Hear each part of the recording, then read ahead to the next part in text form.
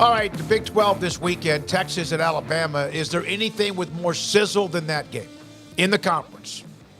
In the country? Yeah. In the country perhaps too, yeah. No, I think that's going to be a game with probably 10-plus million viewers, when it's all said and done. So I think that we've seen that every 30 seconds on ESPN channels if you've watched. Mm-hmm. That every break there's a Texas-Alabama promotion or commercial. So, yeah, certainly the biggest game in the Big 12, but probably in the country.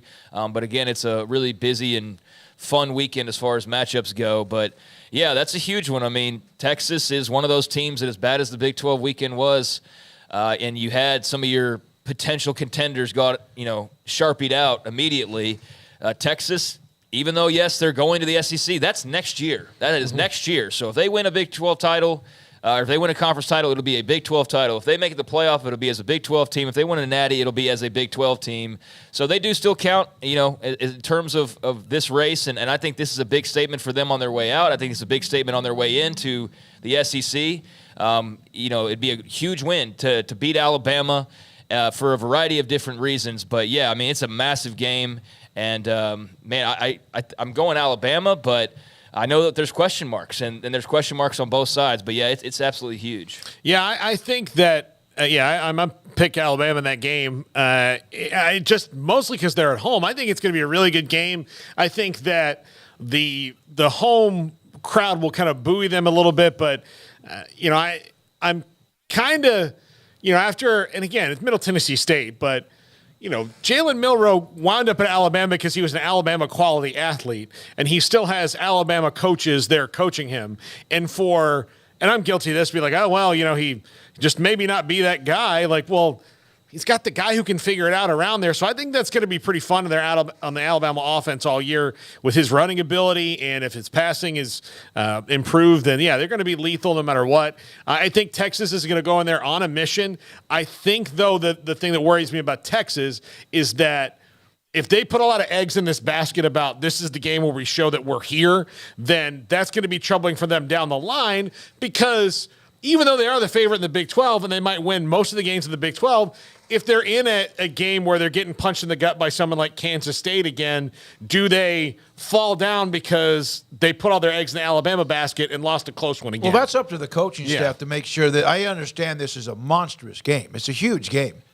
But it's also just the second game. And there's a lot more after this. But go in there, whatever happens. If you win, fantastic. The hype will be extraordinary. Dion like Colorado hype because it's Texas. And if you go in there and you don't play well, that doesn't mean your season is over. No, it doesn't mean that, but I think it would be, depending on how that unfolds, maybe cause for concern if it's the offense, not looking all that sharp. They had a big third quarter last week, but didn't finish a lot of drives probably the way that you would like to have seen. But, again, it's the first game, so, whatever. But I think this would be a big game for Quinn Ewers. He's a big-time guy, big-time player, and big-time players, big-time games, right? And so much was made about, well, if he doesn't get hurt last year, then Texas wins that game, and I think that, that's possible. It was a 20-19 game, and, he did get hurt. So here's an opportunity for him to go out and show why he's, Mr. Next Man Up in the NFL draft as a top quarterback prospect playing against the very best. And I do think it's just – I mentioned the Big 12 thing with Texas because it's just so weird that they are a Big 12 team, but because of just the angst and the fact that we're so much on, what's happening next that you already kind of like treat them as an SEC team. You know what I mean? Yeah, but this right. This is a big game for the Big 12 because they're still, for the rest of this year, them in Oklahoma, they're repping that brand. So for as bad as week one was, you go out and have Texas beat Alabama and have a couple, like Texas Tech beats Oregon, and I think that you suddenly feel a lot better about just sort of the state of the league as opposed to being the one that everybody kind of went, uh-oh, that was a really ugly week one. It's like we talk about why is the SEC who they are? Tradition and history and fans and all that, but because they win. They win, so and they win these games. Yes, they win these types of games more often than not. So I think that's important for some of those Big 12 schools, in this case Texas, to go out and make a statement themselves. But will the Big 12 get the credit nationally? That doesn't matter, really. Yeah, I know. But if that's the case, then the Big 12 should get the credit for Colorado, right? It's kind of But there'll be a No. little bit of that. There'll No, be a you little can't bit of take that. the ones that are leaving and the ones that are coming in. No, That's but what I'm that's his saying. point. No, It's my like- point was if Yeah. Texas will probably, if they win, it'll be a great win for the Big 12, even though they're on their way out the door. But I got a feeling you'll also feel like that's also like an SEC against an yeah. SEC. Yeah. And that's kind of the national narrative, and that's fine with them. Kim Coulter, sorry I'm late. I was stuck in a jet with 3/4 of the people on there filled with Oregon assistant coaches and fans. I need to wash myself off. Stop. Well, sure. That's not the Kim. worst flight that's been going on in this country this week. I don't know if you saw the plane with the diarrhea Oh, guy. yeah. I'd much rather be on the Oregon plane than that one. So, Wait but a minute. yeah, I saw that picture. I thought it was fake. That's No, real? it's real. That was real, And yeah. I've never felt worse for one person and then all the people around him simultaneously. But like, if that was me, I would never leave my house again. I would get like a job doing customer service. Yeah, like one of where- those, like, yeah. But like, thank you for calling Yeah. Overstock.com. This is Paul. Oh, your mattress wasn't up to your snuff. All right, no problem.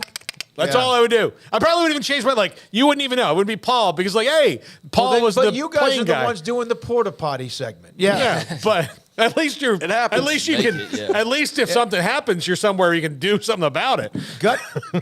Guck know it. I don't know exactly how Texas is going to get absolutely smoked by at least minimum 3 touchdowns. That's where my money is at.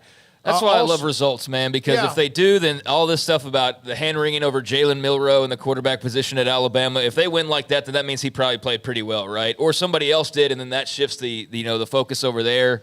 It pops the bubble of Texas and the thoughts that they might be on a run to the playoff. Not that it eliminates that, but it gives them very little leeway. So yeah, I mean, one way or the other, it's going to be fun to see what impact that has, but. Getting smoked, I don't know if I feel that way. I'm expecting a close game here, but if either side gets smoked, then that would obviously be Yeah. very notable. Tim Salinas, Sark needs a signature win. It's next to impossible to win in Tuscaloosa, but Sark needs this. A couple other, Canelio tuning in from South Plaza, KCMO. Love the Plaza in KC. Love it. Also, we had someone else, and I thought I had your name, that was listening to us in Mexico. So thank you for Hola. that. At the market in Mexico, I just lost you in the chat because it's going 50 miles an hour. Yeah. I would like Kim Coulter, if he can, snap a picture of any blonde dudes with dreadlocks. That would be it was the weirdest thing. It was kind of a running joke because I had to sit when Oregon played Ohio State in the championship game at AT&T Stadium. I was in the auxiliary media section, which was up on that third deck level. And if I saw, like, I thought, oh, look, there's one. It was kind of a joke. I think I sent you guys maybe a picture like, oh, typical Oregon fan, skater dude with, blonde dreadlocks and all that stuff. And then it was just like every time I turn around the corner, there was like another one of them. They were everywhere. It was like so Oregon. G. Marzeri, I think, is from the chat room. I'm tuned in all the way from the street market in Mexico City, Wreckham.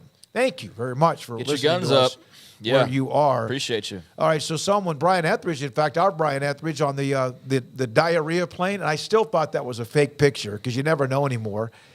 Shower in bleach. Yeah, your eyes first, and then everything else probably after that. No, yeah, that's a nightmare scenario. I'm so thankful I got to see that through the internet and not through actual So why did firsthand that experience. happen? Why did that happen? I mean, I understand if somebody had diarrhea, but why did everybody else start having it? Well, Was it no, food? it wasn't No, it he. wasn't Like that. he just had to run up the aisle. He had an emergency and had to run up the aisle, and it just couldn't. You like spread that everybody's just like, oh god. Well, okay. Yeah. Have you ever been on a plane and someone does this, like they have to pull the bag out? Yeah. That can be addictive. That could be like the momentum is everybody is then gonna. The lady sitting next to me on the way back from Hawaii had that and a panic attack simultaneously. So that was rough. Can't wait to for fly her. again. All sounds so fun. but yeah, this poor guy. I mean, he in the absolute nightmare scenario, just had to book it up the aisle. Didn't make it, and then like. There's nothing you can, like, you just kind of, the only way out's through at that point. He waited too Literally. long. Yeah. From J. Eric Co-read at 22, and I hope I don't know if Jericho, excuse me, Jericho Reed 22. I'm indifferent to Alabama. I dislike the SEC, but I despise Texas. So go Bama for this week. I think there's a lot of people that feel that way. Yeah, I think there's probably some people that are really like, ugh, I hate both sides. But I certainly think that if you were, I guess probably a lot of Big 12 fans, you're rooting for Alabama. I don't know for most SEC fans, probably. I don't know. What do you think, Garrett? As an LSU fan, do you have any preference whatsoever? I took Bama. I liked overall their depth, and I think Milroe being at home. But like when it comes down to it, I think it's probably indifferent from SEC fans at this point. You would want to wait a minute. Hate you both. Yeah. So I know there's hatred because Alabama's been so good. Right. And now it's going to be Georgia.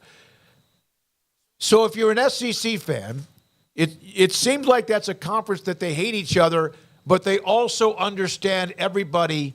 It's kind of a family, right? Because in the Big 12, Texas, OU hate each other. They don't want either one of them to win. Texas Tech doesn't want Texas to win. Baylor doesn't want Texas to win. Have you watched Vandy claim like 10 national titles over the last decade? I mean, it's a whole thing. They all claim it together as one big family. And that's why I'm saying it, because it seems like if Alabama wins, it just starts the creation again of they just win those games and it's good for everybody. Well, I mean, I'm pretty sure you would want the general consensus probably is, you want to rep for the SEC, right? But at the end of the day, I think people are so many people over there, especially on the West side, are tired of seeing Bama. They're tired of Nick Saban.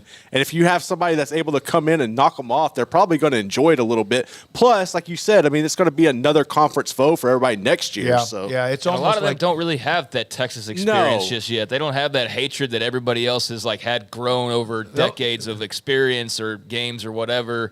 And plus, it's week 2. Like, it's not like you're hanging a banner either way. So I think most will probably just sit back and enjoy the result. But, yeah, sure, there's definitely going to be some Big 12 fans that are hoping that Texas gets popped. And I'm sure there will be SEC fans that hope that, hey, this is the downfall of Saban. It's true. All we've been waiting on all these years. He's declining. Somebody said that earlier. Yeah, so, I mean, there's going to be people happy either way or pissed either way. But it's going to be a pageantry-laden game that's going to be a lot of fun. Yes, Michael DeHart, it's great to have you back again. Most Big 12 fans are SEC fans in that one.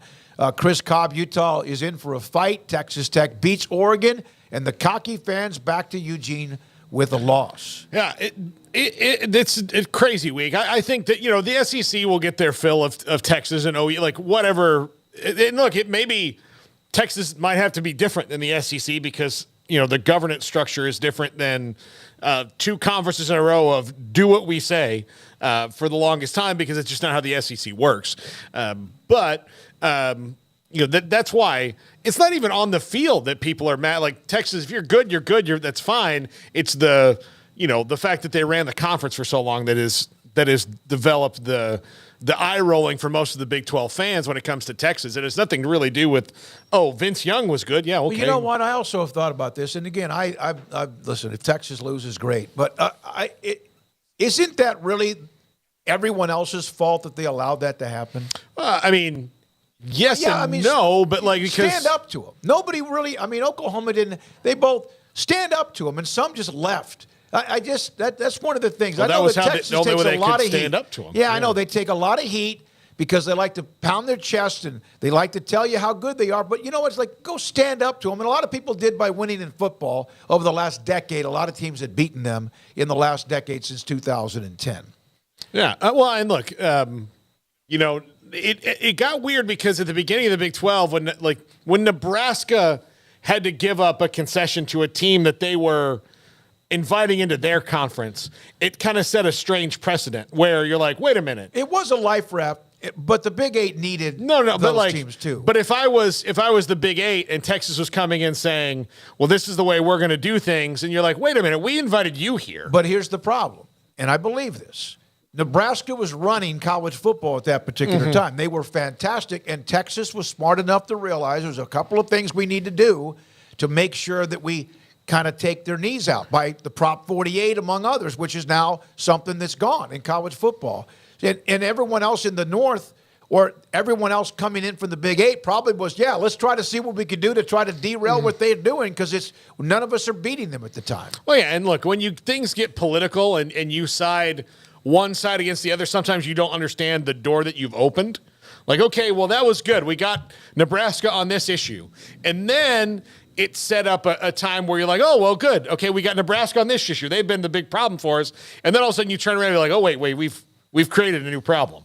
And that Texas is essentially like, Dan Beebe calls up and goes, what do we do on this decision? And it's like, well, this is what we want to do. And then Dan Beebe comes out and essentially said what they wanted to say. And that kind of spread over time until the first Big 12, breakup, and then the second Big 12 breakup, and then finally the third Big 12 breakup was them leaving themselves. So yeah, when you have it and you can do it and you want to flaunt it and you can, then most of the time people do that.